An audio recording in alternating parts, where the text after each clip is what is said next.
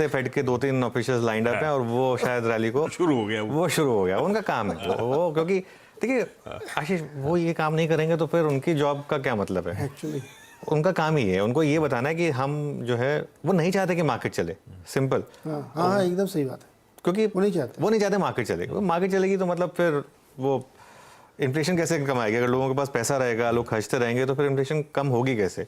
तो उनका तो एक सिंगल फोकस माइंड है कि मार्केट ना चले।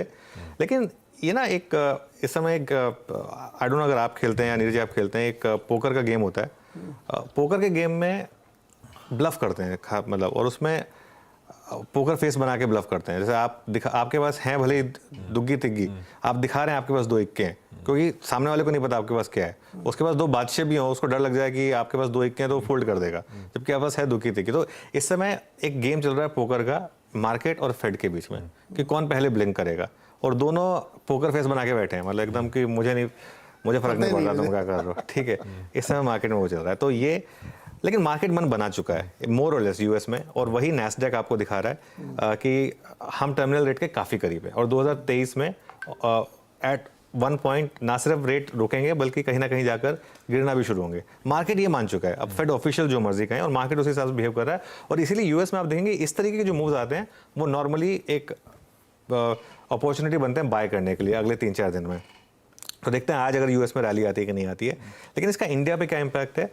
देखिए नैस्डैक लगातार आउट परफॉर्म कर रहा है, इवन गिरा भी कम नैस्डैक, जो नीरज जी ने बताया बिल्कुल सही।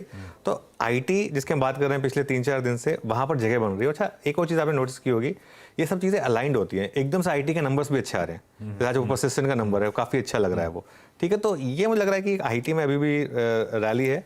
और वो जो चीन की ओपनिंग अप थी, मैं कल देखी हिंडाल्को क्या ज़बरदस्त भागा, 505 तक गया हिंडाल्को, और टाटा स्टील भी 125 के करीब जा रहा है। तो वो एक मेटल वाली थीम वो जारी रहेगी। बस यहाँ पर एक खतरा है इंडिया के लिए, क्रूड अगर, हालांकि हमको डिस्काउंट पे मिलता है रशिया से, लेकिन क्रूड अगर इसी तरीके से 100 के पार चला गया और बाकी मेटल्स भी बढ़े, क्योंकि हम एक कमोडिटी कंज्यूमिंग कंट्री हैं, तो जो हमारा एक इन्फ्लेशन का एक जो धीरे धीरे नंबर्स लोअर आ रहे थे, उस पर एक बार वापस रिस्क आएगा। वो मुझे एक रिस्क लग रहा है। वही एक कारण है, आपने देखा होगा कि कुछ सेलेक्ट ऑटो स्टॉक्स वगैरह पे थोड़ा सा प्रेशर बढ़ने लगा है वापस, क्योंकि वो कमोडिटी प्राइसेस फिर से बढ़ने लगे हैं। वो एक प्रेशर हो सकता है। लेकिन मेरा बेस व्यू अभी भी वही है आशीष, कि बजट तक मार्केट जो है वो थोड़ा कंफ्यूज, थोड़ा नर्वस, थोड़ा सेल ऑन रैली टाइप का है। पोस्ट बजट, अगर बजट में कुछ भी नेगेटिव नहीं आया, हमारी मार्केट तैयार है एक बड़ी रैली के लिए, और खासतौर से मिड कैप्स और स्मॉल कैप्स में। Fingers crossed. बजट को अगर सिर्फ वो एक्सरसाइज के तौर पे रखें, अकाउंट्स की कुछ ज़्यादा डिवेट ना करें, तो बाजार में जो पेसिमिज्म है वो बजट को लेकर उसमें वैसे ही उत्साह आ जाएगा, कुछ बुरा सुनने को ना मिले। दिक्कत ये है कि आजकल मैं देख रहा हूँ कई सारे न्यूज़पेपर वगैरह एक एक पन्ने में समझा रहे हैं कैसे over the years capital gains बदला, ये हुआ, वो सब नैरेटिव उस तरफ बढ़ता चले जा रहा है, उससे डर भी बनता चले जा रहा है। लेकिन ठीक है, ये है ग्लोबल क्यूज, थोड़े से दिक्कत भरे। यूएस में रिसेशन फियर्स, यूएस में अच्छा खासा पेन, और उसका फॉलो थ्रू एशिया में अब देखने को मिल रहा है। इंपैक्ट है, और एसजेएक्स निफ्टी भी दबाव में इस समय कामकाज करता हुआ। लेकिन कल एक क्रूशियल दिन था।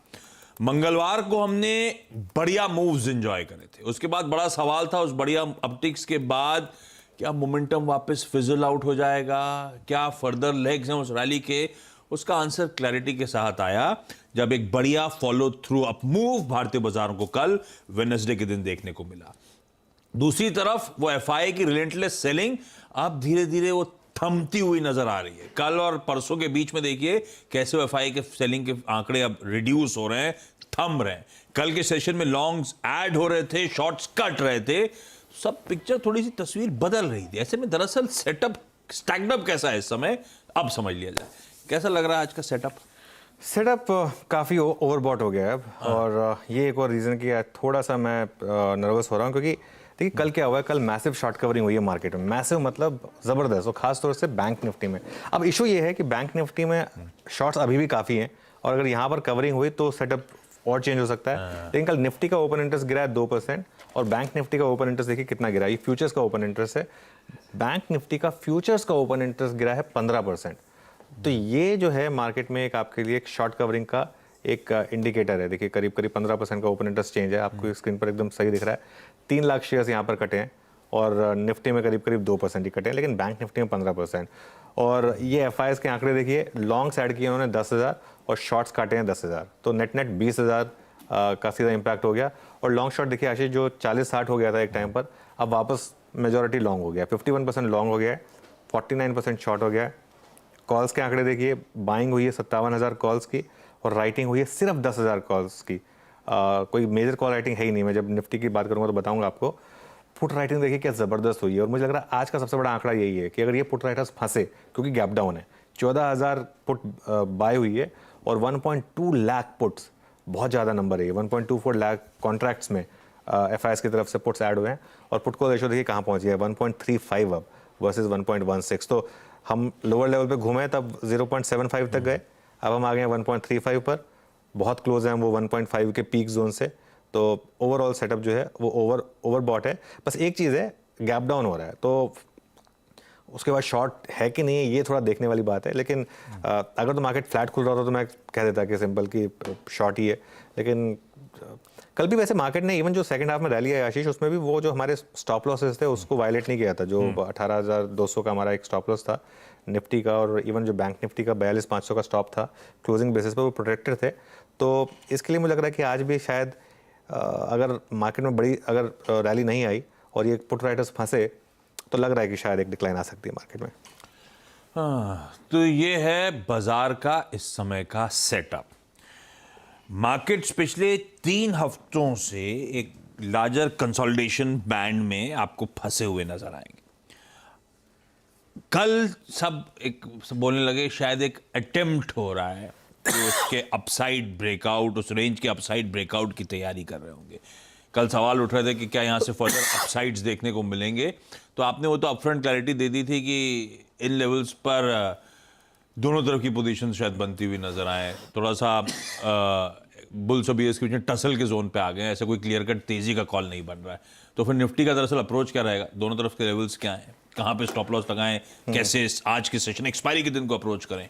देखिए आज का जो एक्सपायरी सेशन है वो मुझे कुछ हद तक लास्ट थर्सडे की भी याद दिला रहा है। एक बार आंकड़े दिखा देता हूँ मैं कि कहाँ पर एक्शन बना है। तो मैं देख रहा था कि चलो 18,000 पुट मैं समझ सकता हूँ, 18,100 का पुट भी मैं समझ सकता हूँ, इवन 18,150 का पुट वो भी कल काफ़ी एक्टिव था और वहाँ पर भी हैवी बिल्डअप है। देखिए 18,000 के पुट में 55 लाख शेयर जुड़े हैं, समझ सकता हूँ मैं, क्योंकि 18,000 अब काफ़ी दूर है, 165 पॉइंट शायद ना भी हैं। 18,178 लाख पुट वहाँ पर जुड़े, लेकिन 18,150 के पुट में भी जो 2 लाख का बेस था वहाँ 36 लाख पुट जुड़ गए। ये वाला पुट राइटर तो आज सुबह सुबह प्रॉब्लम में आएगा। अच्छा कॉल देखिए आवाशी, जो नियर टर्म्स की कॉल है उसमें सिर्फ एक 18,300 की कॉल, जो कि बहुत दूर है, 135 पॉइंट दूर है, वहाँ पर ओपन इंटरेस्ट है। लेकिन 18,100 और 200 दोनों पर नहीं, 18,100 पर भी कवरिंग हुई है और 18,200 पर भी कवरिंग हुई है। ये आंकड़ा इसलिए ज़रूरी है क्योंकि अगर कवरिंग आएगी तो कहाँ पर आएगी, कॉल्स की तो मुझे लग नहीं रहा कि ज़्यादा कवरिंग आएगी, क्योंकि इसका मेन चीज़ ये है कि पुट राइटिंग काफ़ी है और कॉल राइटिंग कुछ खास है नहीं। ये है एक ये जो पूरे आंकड़े इनका सार ये है जो आपको अगले ग्राफिक प्लेट में दिखाई देगा। तो यहाँ से मेरा कहने का मतलब क्या है कि फंस कौन सकता है, मुझे लग नहीं रहा कि यहाँ से कॉल राइटर फंस सकता है। मुझे लग रहा है यहाँ से अगर पुट राइटर फंसा तो इंपॉर्टेंट होगा मार्केट के यहाँ से, क्योंकि हम कहाँ खुल रहे हैं 18,090 के आसपास। वो क्या है आपका वापस 20 डे एक्सपोनेंशियल मूविंग एवरेज। अच्छा अब एक चीज़ हो सकती है, जो 20 डे एक्सपोनेंशियल मूविंग एवरेज जो एक रेजिस्टेंस के तौर पे काम कर रहा था, अब अगर उसने सपोर्ट के तौर पे काम करना शुरू कर दिया और ये जो गैप डाउन है इसमें बाइंग आ गई आशीष, तो फिर मैं देखूंगा कि आज सुबह का लो वायलेट हो रहा है कि नहीं हो रहा है। वो बहुत इंटरेस्टिंग ट्रेंड हो जाएगा। लेकिन सेल ऑन रैली का मार्केट है 18,200 के स्टॉप लॉस के साथ, लेकिन 18,200 अगर निकला ना आशीष, उसके बाद मुझे लग रहा है कि बस मार्केट में फिर उसके बाद वन साइडेड तेजी दिखाई देगी आपको। अगर 18,200 के ऊपर निकल गए और 18,200 के ऊपर अगर हम बंद हो गए, क्योंकि इसका मतलब क्या होगा, ये जो पिंग पोंग का गेम है ये डिसाइसिवली एक तरफ हो जाएगा, वहाँ से फिर मुझे लग रहा है कि बड़ी तेजी आएगी। लेकिन फिर वो मेरा बेस केस नहीं है, मेरा बेस केस यही है कि आज शायद पुट राइटर फंसेगा और वो मार्केट को नीचे लेके जाएगा। इंटरेस्टिंग, ये हो गया आज के मार्केट्स पे।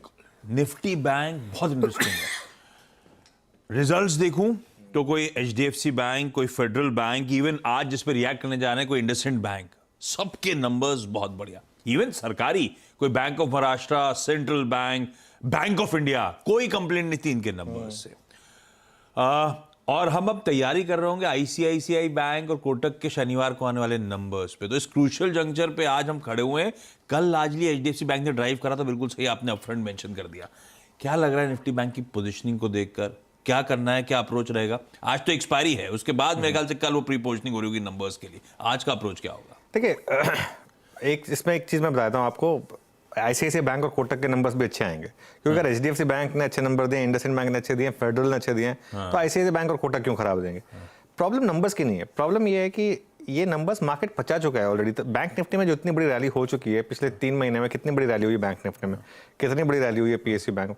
मार्केट थोड़ा वेट कर रहा है कि नंबर्स आएंगे उसके बाद वो रैली करेगा, मार्केट को तो पता है कि नंबर्स अच्छे हैं।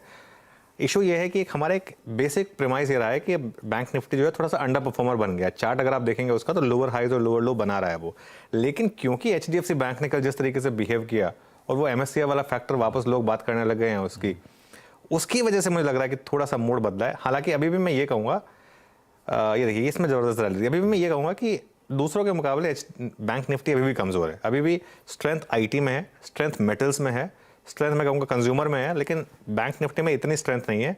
और उसका जो 20 day exponential moving average bank Nifty का 42,581, मुझे लग रहा है वो अभी भी काफ़ी स्ट्रॉन्ग रेजिस्टेंस है। 42,500 में काफ़ी कॉल ओपन इंटरेस्ट बिल्डअप है, तो रैली अगर यहाँ से होनी है तो 42,600 का क्रॉस होना बहुत ज़रूरी है। और 42,600 में एक्चुअली मैं 42,500 की कॉल का प्रीमियम ऐड कर दूँ अगर, तो 42,641 एक मेरे लिए ऑल इंपॉर्टेंट लेवल है। अगर उसके ऊपर निकलेंगे हम तभी एक बड़ी रैली होगी बैंक निफ्टी में। तो 42,600 के ऊपर टिकना जरूरी है और 42,641 के ऊपर एक बड़ी रैली की उम्मीद है बैंक निफ्टी में। लेकिन बेस केस मेरा यही है कि अगर हायर लेवल पर अगर रैली में मार्केट नहीं टिका तो शॉर्ट के भी ट्रेड बनेंगे बैंक निफ्टी में। हालांकि देख लेते हैं आज एचडीएफसी बैंक और आईसीआईसीआई बैंक किस तरीके से बिहेव कर रहे हैं। कल दोनों में अच्छा मूव था। एचडीएफसी बैंक तो खैर लीड कर रहा था, आईसीआईसीआई बैंक ने भी जाते जाते अच्छा फॉलो थ्रू दिया, अच्छी मजबूती लौटी उस स्टॉक में। देखते हैं फिर निफ्टी बैंक आज के लिए, और सबसे इंपॉर्टेंट एचडीएफसी बैंक का बिहेवियर कल के अच्छे अपटिक्स के बाद। कल क्या, पिछले 2 दिनों से अच्छे मूव्स एचडीएफसी बैंक डिलीवर कर रहा है। बस मंडे को रिजल्ट्स पे रिएक्शन, थोड़ा सा अनवाइंडिंग का प्रेशर आया था, उसके बाद से अपनी नॉर्थवर्ड जर्नी इसने रिज्यूम कर दी है। हो गई बात मार्केट्स की, सेटअप की, निफ्टी बैंक के अप्रोच की, कौन से लेवल्स रखने रडार पे उसकी।